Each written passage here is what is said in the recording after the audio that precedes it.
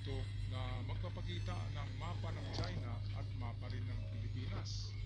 Kaya dito sa video ito ay malalaman natin kung sino ang nagsinungaling, sino ang nangahagaw, sino ang gumagawa lamang ng history. Tungkol ito sa 9 dash line at nagiging 10 dash line na mapa ng China sa buong South China Sea. Kaya dito malalaman natin gaano kagahaman, ganit, greedy ang China sa teritoryo dahil nagumpisa lamang ito sa 9 dash line, nagiging 10 dash line at in the future daw ay magiging 11 dash line na yan mga kababayan. Kaya ganito tayong video dito, hiram natin courtesy ng Asian Analytics Channel. Atin panoorin. The changing dashes of lines are the basis of China's claim to sovereignty over 90% of the South China Sea. This claim is based on the imaginary U-shaped 11-9 dash line etched on a map in the 1940s by a Chinese geographer. Then, 9 dashed lines in 1952, and just recently, the 10 dash line in mid-2023. Meanwhile, the Philippines backed its historical claims from the 18th century map, where the Scarborough Shoal first appeared on maps of Philippine waters in the 1750s. It also appears in the Murillo Velarde map in his 1749 book under the name Panacot, or Scarborough Shoal. Both terms refer to Bajo de Masinloc. Currently, the Philippines based its claims on the legal Victory on the 12th of July 2016, the United Nations Convention on the Law of the Sea. The arbitral tribunal in the South China Sea arbitration between the Republic of the Philippines versus the People's Republic of China, which issued a unanimous award in the disputed waters in the South China Sea. Okay, so ito nga mga kababayan, mga Na-award boy, na sa unanimous ang decision ng United na-award na. Nations UNCLOS, yung Conventional Law of the Sea. July 12, 2016 pala na award sa atin ang Special Economic Zone natin, yung exclusive economic zone, at kumpleto to ng mga ito, mga article ng UNCLOS ng United Nations Law of the Sea. Kaya nga hindi lang ang China nakikinig at hindi naniniwala sa United Nations. Ano bang klaseng bansa yan? Kung ikaw ay membro ng isang asosasyon o fraternity, di ba, o organization, hindi ka ba susunod sa inyong bylaws, sa inyong patakaran? Anong klaseng tao ka, di ba? Kung bansa yan, anong klaseng bansa? Kasi ang namamahala yan, yung mukhang panda na singkit na si Xi Jinping Ay tuso. ay bingi. Tsaka bingi at bulag. Hindi niya nakikita eh. United Nations na ang nag-award niyan sa Pilipinas. Yun na nga yung United Nations. Kung fraternity yan o brotherhood o organization o association, kung ano ang inyong bylaws sa inyong asosasyon, ayun lang susundin. At kapag mayroong hindi sumusunod, anong tawag nyo dyan? Di ba? Dapat matanggal siya sa grupo. So yung China, dapat matanggal yan sa United Nations. Hindi na yan membro sa United Nations Security Council. Tanggalin na yan. At kapag mag-acting na ganyan, na hari-hari, maghari-hari siya sa South Pacific, ay girahin ka agad, pagtulong-tulungan ng United Nations para matigil na yung pag-action na siya daw yung new order na sinasabi.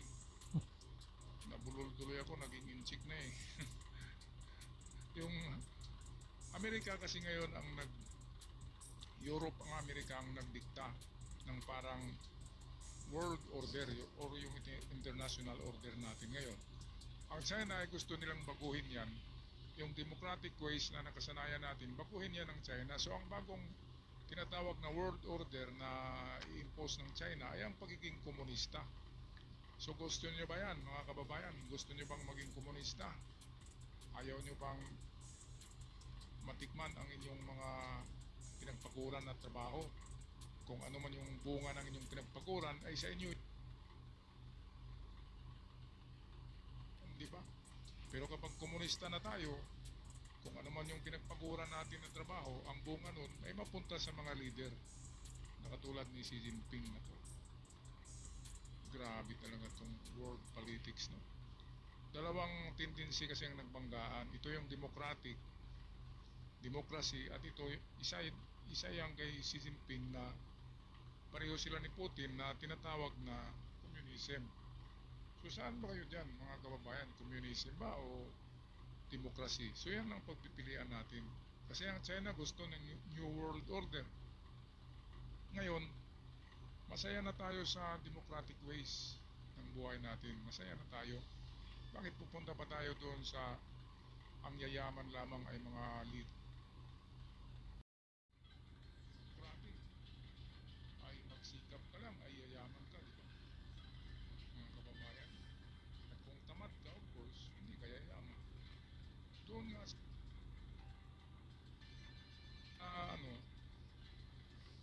sa lugar ng mga komunista ay from the word common. So communist, common sila. So merong standard of living. Meron lang standard of living. At kung susobra ka doon sa kanilang standard, so ma-question ka na dyan. At maraming bawal, alam naman natin yan, napakaraming bawal sa communism. Okay, balik tayo dito sa napakagandang video ng Asian Analytics. Tungkol ito sa dalawang nag-angkin o hindi naman tayo umangkin kasi atin talaga yung WPS, yung Baho di Masinloc na sinasabi. Ay sa Pilipinas naman talaga since the time of Spanish conquistadores. Sa panahon ng Spanish na sila yung gumagawa ng mapa, lalo na yung mga Portuguese ang gumagawa ng magandang mapa noon.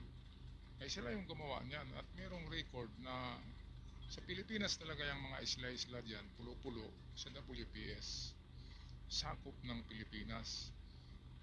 Ang China, di ba, 1947 lang, di ba, nagdeklara ng 9-dash line at ngayon ginawa nilang 10-dash line at dinig natin, in the future ay hindi na yan 10-dash line, 11. magiging 11-dash line na naman yan after decade. Kapag naangkin na nila yung 9-dash line na yan, kapag napunta na sa kanila yan, ay mag-extend na naman yan, gawin nilang 11-dash line hanggang kalahati ng Pilipinas maubos na.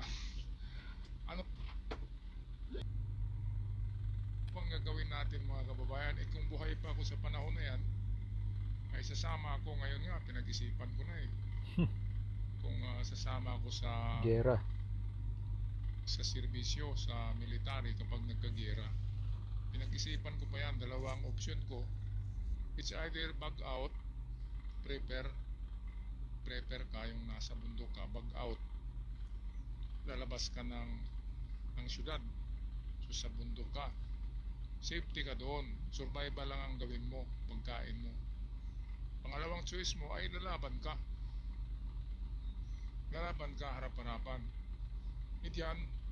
Medyo delikado ang buhay natin, di ba?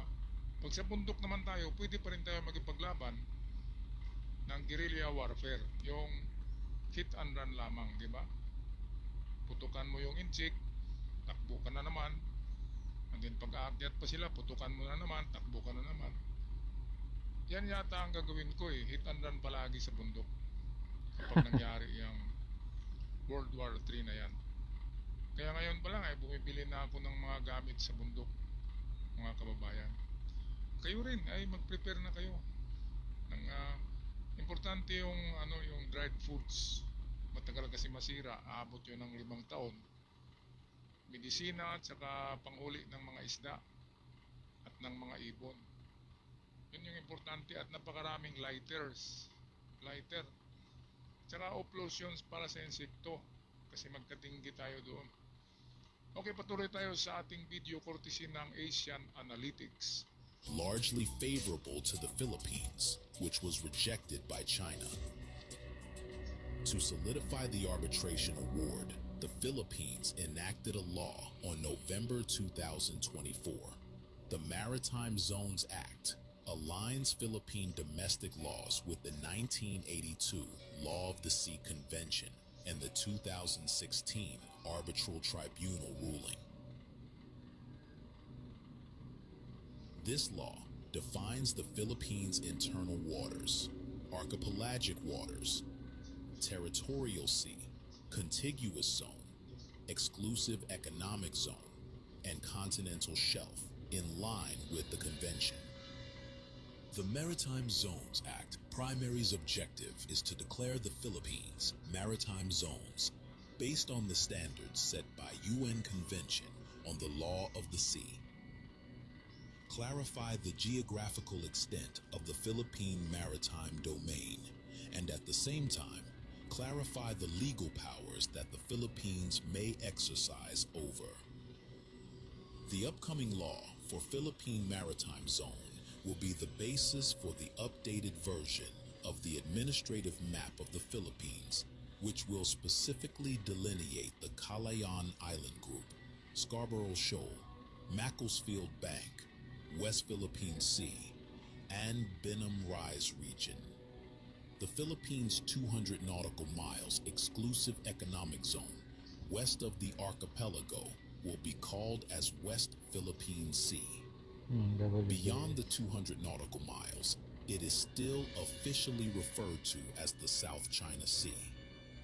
The Department of Foreign Affairs of the Philippines said the law would codify the status and regime of the waters inside the archipelagic baselines and redefine the extent of the Philippine territorial sea, including the contiguous zone. The Maritime Zones Law, by delineating and underscoring the maritime zones and boundaries, can act as foundational policy that addresses various institutional roadblocks, advances the Philippines' national interest in terms of the protection, maximization, and sustainability of the marine resources, provides guidance on the rights and entitlements of the Philippines on different maritime zones, and can be utilized to maximize the goals of other relevant maritime laws of the Philippines. All territories of the Philippines shall generate their respective maritime zones in accordance with international law. Okay, so ito yung napakaganda. Last year, ito ginawa ni BBBM. Itong ating bagong mapa na meron ng West Philippine Sea. At kahit nga sa Google ngayon, kahit tingnan natin sa Google Map, ay nariyan na ang West Philippine Sea. Makikita na. Ngayon, alam ng China itong bagong mapa natin at yung bagong batas natin na Maritime Law of the Sea ng Pilipinas. Pero ang komento ng China ay sabi nila papel lang yan eh. Papel lang yan. Yun pala yung sinasabi nila. Ano bang gusto nila? Yung mapa nila, hindi ba yung papel? Hindi ba papel yung mapa nila? Ano bang klaseng mapa yun? Bakal ba yun? Di ba? Lahat ng batas ay sinusulat sa papel eh.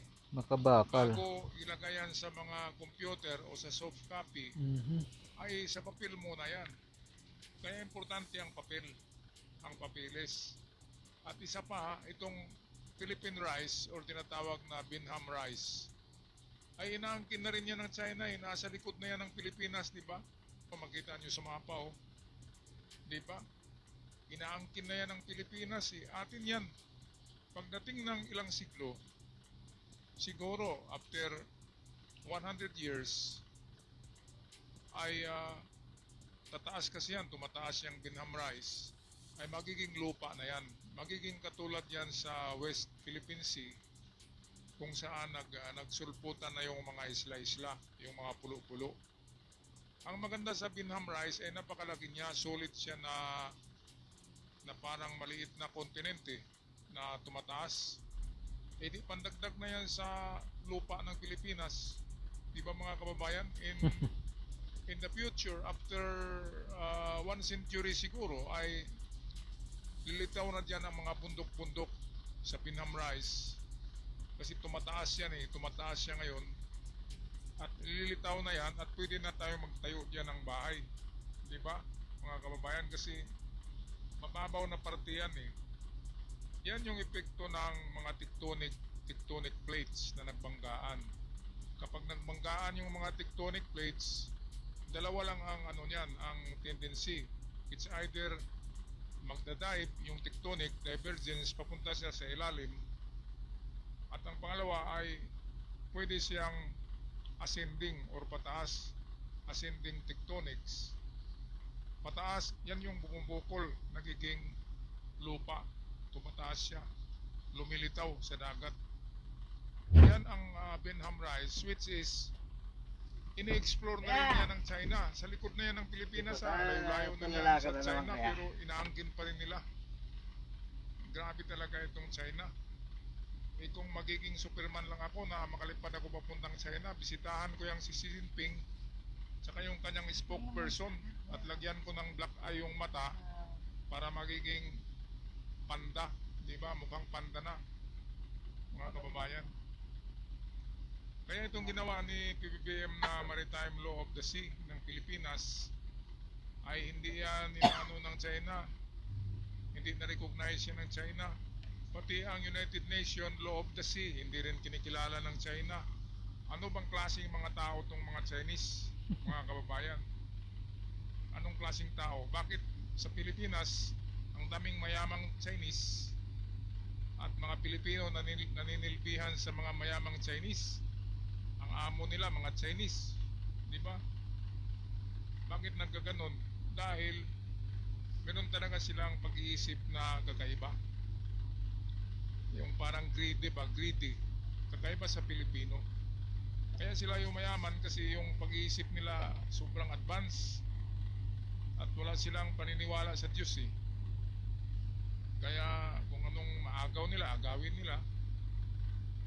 Yan ang kanilang kultura. Kultura na yan. Kaya mahirap kapitbahay ng inchik. Mga kababayan, lalo na dyan sa probinsya, baka pagising nyo, yung lupa nyo ay nasa inchik na eh. Baka binakuran na ng inchik yung lupa nyo sa doon sa kabundukan. Kasi ganun talaga yan ng mga tao, mga kababayan. Okay, so balik tayo sa video.